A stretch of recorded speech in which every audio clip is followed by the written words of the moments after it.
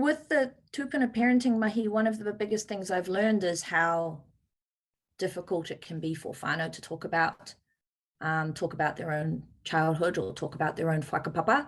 And when I'm talking about whānau pūrākau, you'll meet wahine who will say, but I haven't got any good stories in my whakapapa. Or oh, I don't know where I'm from. I've never been to my marae. And those are really hard conversations for them. And so holding that space for them and bringing them, but still bringing them into this kaupapa, it's kind of, even if you don't know, or even if you don't have those stories, we know that our tūpuna broadly all did the same thing, more or less. Sure, there'll be some regional variations, but kapai. So you can take inspiration from the broader lessons from our tūpuna of how they, in this tūpuna parenting space, of how they treated and raised their pepe and tamariki.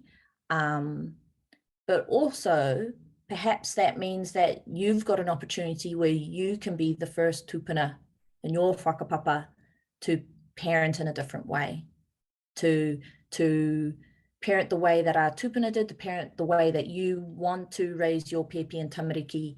You can choose to be that. And it kind of raises the question of what kind of tūpuna do I want to be? How do I want my mokopuna? I tell stories about my nanny all the time as her moko, and so do all of her mokopuna.